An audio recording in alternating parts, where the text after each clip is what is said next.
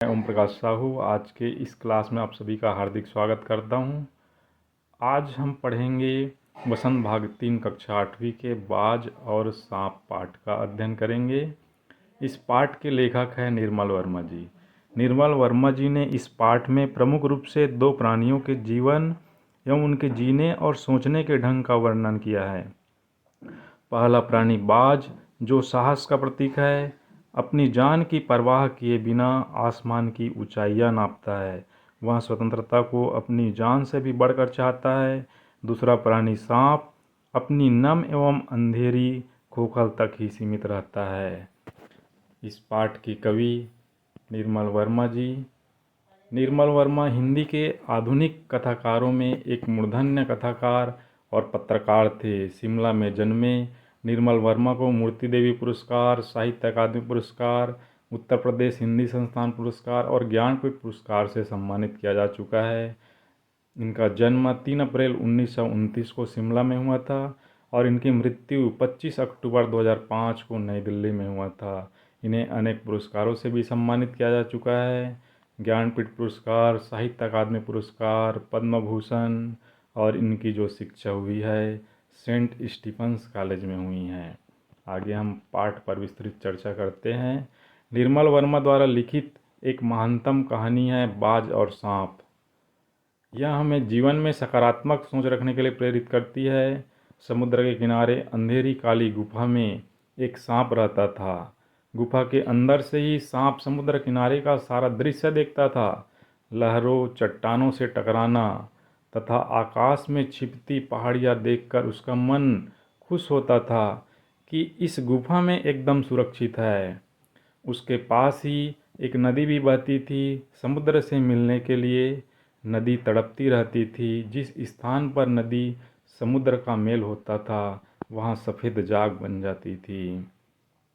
जिस स्थान पर समुद्र की लहरें और नदी की धारा का मिलन होता था वहाँ दूध के समान सफ़ेद झाग बन जाता था। एक दिन अचानक आकाश में उड़ता हुआ एक घायल बाज सांप की गुफा में आ गिरा। बाज को देखकर सांप घबरा गया, क्योंकि बाज और सांप दोनों के मध्य की जो दुश्मनी है सबको पता है। लेकिन कुछ देर बाद जब उसने बाज को कराहते हुए सुना तो वह उसके पास गया। वे समझ गया कि बाज मुझ पर हमला नहीं करेगा, क्योंकि वह घायल हो गया है। उसने देखा कि बाज के पंख खून से सने थे। वह जोर जोर से हाँफ रहा था। बाज की गंभीर स्थिति को देख सांप मन ही मन खुश हुआ और कहने लगा, क्यों भाई, इतनी जल्दी मरने की तैयारी कर ली? बाज ने एक लंबी आह भरते हुए कहा, ऐसा ही दिखता है कि आखिरी घड़ी आ पहुंची है, लेकिन मुझे शिकायत नहीं है। मेरी जिंदगी खूब आनंद भरी थी। मैंने अपने जीवन में जो चाहा वह पूरा किया। अब जीवन से मुझे कोई शिकायत नहीं। बाज ने सांप पर एक कटाक्ष भी किया, सांप भाई, तुम जीवन भर यहीं पड़े रहोगे, कभी भी खुले आसमान में नहीं उड़ पाओगे। बाज की मूर्खता पर सांप मंद मंद हंस रहा था। वह सोचने लगा कि रेंगने और उड़ने में कौन सा विशेष अंतर है। गुफा का परिवेश देखकर बाज ने एक गहरी सांस ली और कहने लगा, आह, काश मैं सिर्फ एक बार आकाश में उड़ पाता। इस प्रकार बाज की करुण चित्कार सुनकर सांप को अजीब सा लगा। उसने बाज से कहा, यदि तुम्हें स्वतंत्रता प्यारी है तो इस चट्टान के किनारे से ऊपर क्यों नहीं उड़ जाते? कोशिश करने में हर्ज क्या है? सांप की बातें सुनकर बाज किसी तरह खुले गगन के नीचे आ गया और पूरी ताकत के साथ उठा, लेकिन जल्दी ही धड़ाम से नीचे गिर भी गया। उसका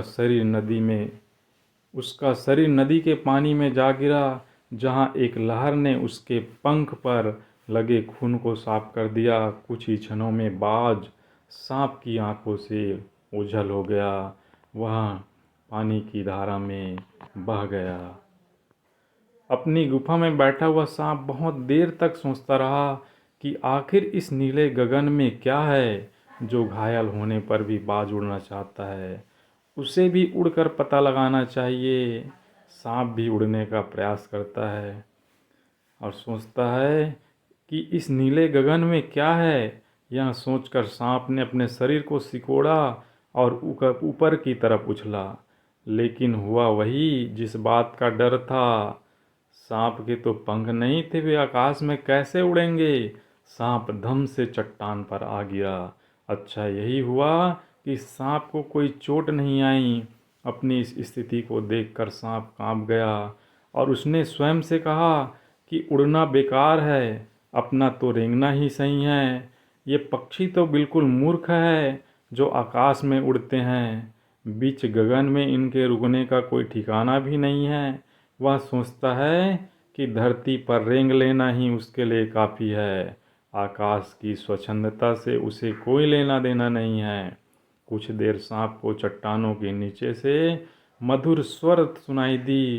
पहले तो यह स्पष्ट नहीं थी, लेकिन बाद में स्वर साफ सुनाई देने लगी।